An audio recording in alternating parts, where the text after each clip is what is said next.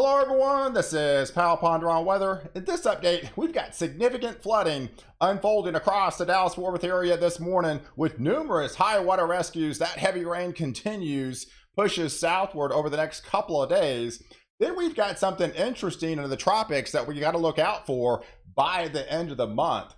Welcome back everyone. How's it going out there? Hope everyone had a fabulous weekend. I was actually out in Mount Ida, Arkansas. My son's birthday requested to head up there and crystal mining. It was pretty cool. We found a bunch of stuff out there in the crystal capital of the world. We got back in late last night. Man, we got a lot to talk about because we got some serious flooding unfolding. So if you are new to the channel and you like detailed weather breakdowns, go ahead and hit the subscribe button and notification bell to get all my daily updates to keep you ahead of the storm. So let's get right to it this morning and take a look at the overall satellite picture. And man, storms just ignited overnight across the Dallas-Fort Worth area. We've been highlighting this setup for several days as this was going to unfold as a triple whammy effect to all taking shape, and it just unleashed in the Dallas-Fort Worth area with numerous flooding and high water rescues. Really right along this cold front, we had the remnants of 98L, the washed out 99L that never became a storm up here with low pressure center, cold front. It was a lot of combination. So man, they went from literally drought to floods and high water rescues galore, unfortunately, this morning in the Dallas-Fort Worth area. And still, we've got some heavier rain shifting off the East Coast, and really right along that cold front. So let's take a look at some of these overall, rain amounts so far. And this is just preliminary.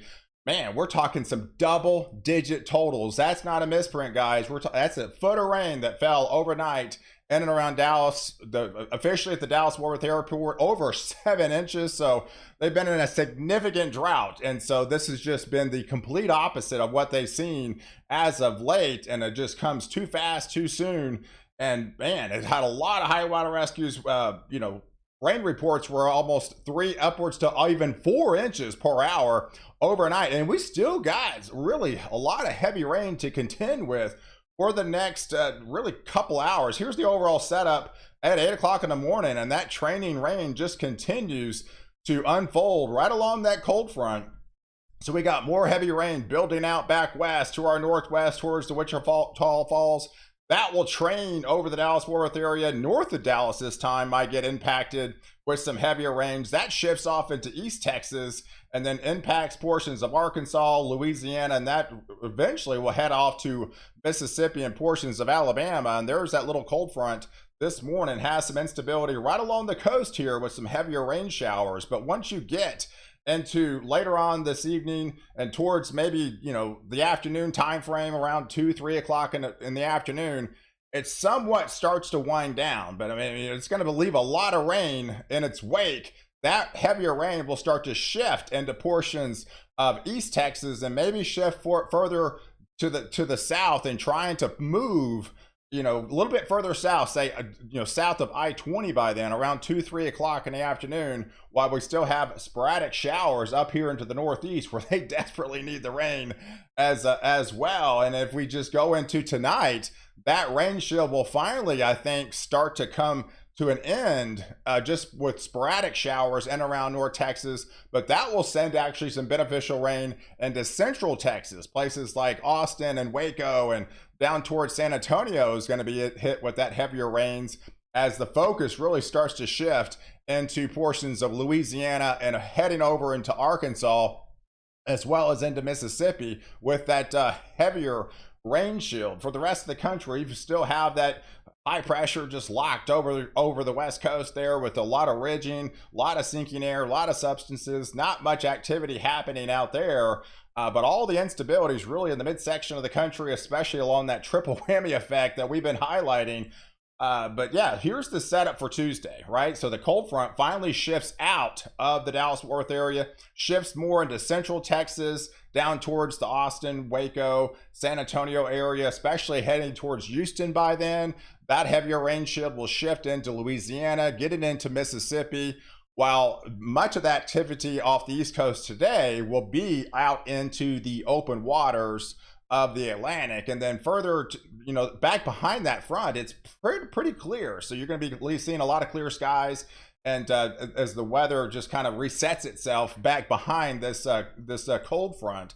But as we go into Wednesday, kind of the same deal, that slow moving front, right? So those heavier, if not flooding rains will shift further into South Texas, Houston, maybe a lot around the coast now. So then you're picking up a lot of that warm waters out there in the Gulf of Mexico and dumping it inland. And then places like Baton Rouge, New Orleans, Mobile, back in the Florida Panhandle, those areas will be hitting hard with very heavy rain unfolding in your area. But let me just give you some preliminary, guidance going forward over the next couple of days. These are additional rainfall totals. So obviously you don't need any more in Dallas, but you're going to get it. We still got at least 6 to 8 hours left to potentially heavy rain before that moves out, and that will be the focal point and shift the heavier batch of rain into East Texas, into southern Arkansas, into northern Louisiana. So this is the main bullseye, if you will, of the really intense rain that still has to come from this system. And we still get some heavier rain showers, but obviously not the flooding rains that they're contending down here in the deep south, just some much needed rains up there into the northeast. But here's the setup by Wednesday as that front will continue to push off. Again, right along this boundary, further into South Texas, right along this zone, that's where the instability will be. And then you've got clearing on the backside from this system. So, but as we go into Thursday, kind of the same deal. This is just a very slow moving front. It's kind of unusual we get a front this far south this time of year, especially in August, but it's happening. We've been talking about this major pattern change on this channel too for a while now.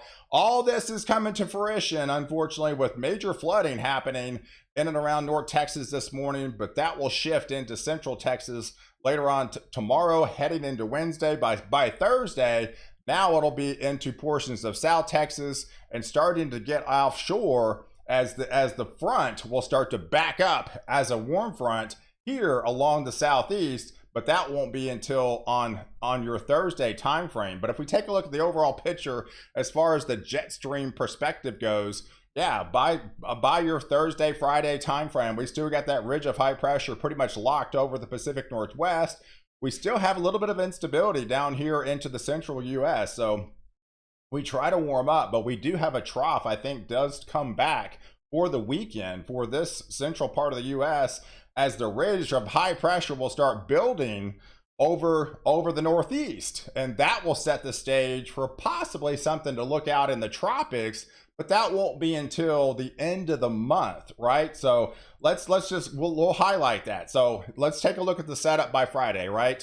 We've got the ridge of high pressure over the next 5 days. This is a kind of a summary over the next 5 days where all so some of the troughs and some of the high pressures will be pretty much over the Pacific Northwest and much into Canada. It's kind of unusual to see that lift and such that ridge building so far north this time of year, but that's what gave all the instability underneath.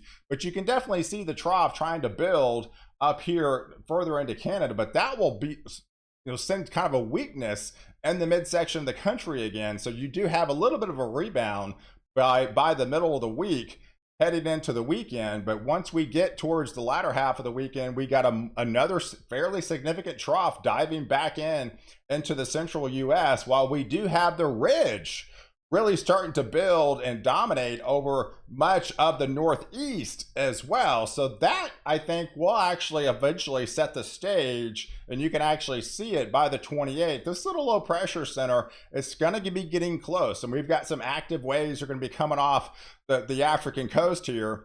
And then we have the ridge. So we always have to worry about this particular setup because it will actually help lower the pressures underneath. And then it's just all about timing of cold fronts with these systems. But this will definitely help intensify this setup and help deepening the lows, I guess the pressures into, underneath into the open waters of the Atlantic. So I feel by the end of the month, if you do live along the East Coast here, you're going to have to be a high alert of something on the table, getting a little bit closer, because here's the overall setup for the next 10 days. We're going to be seeing these active waves come across. We've got active waves. Things are going to be starting to get a little more active in the tropics. We're heading towards peak season, right? So we always look for any waves. But once we get out here, especially with that ridge going to be building into this weekend, that's going to help intensify. So we already have some ensemble members trying to hint at that, even some of them showing, hey, maybe even an intense hurricane. So we got to be looking out for, but you can see them kind of moving up, right? So that's obviously going to be feeling the effects. That's just indications, feel the effects of a cold front, right? So it's just all about timing. It's pretty much obviously highly on uncertainties right now, but this is just something to look out for right here along the southeast coast. By the time we get into the end of the month, what actually comes from these active tropical waves, because you can definitely see it on the satellite picture.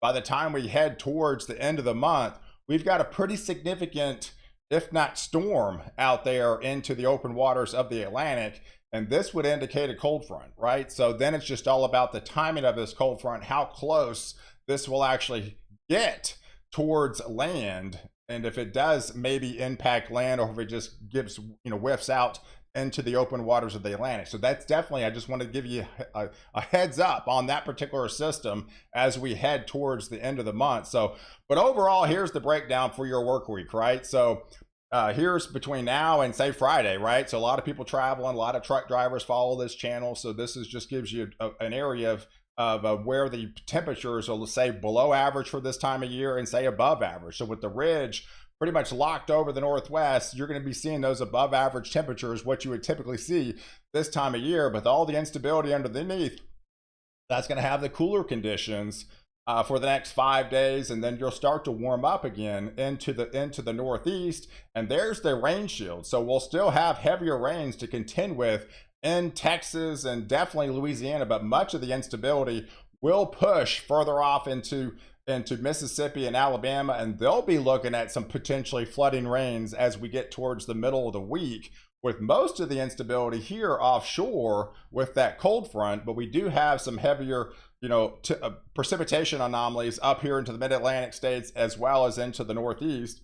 And then beyond that, here's the setup for the end of the month, right? So these are the 5 days that head towards the end of August, where we do see more of ridging will take place. And that's why I feel like the tropics will become more active as we head towards the end of the month, with well above average temperatures really starting to build back, not just for the Pacific Northwest, but also into the Northeast. And that's going to help potentially intensify that storm underneath, because you look at that, some of the precipitation anomalies, by the time we head towards the end of the month, we do have more rain.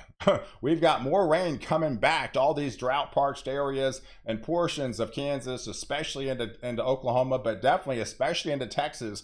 We've got more rains coming back by the end of the month.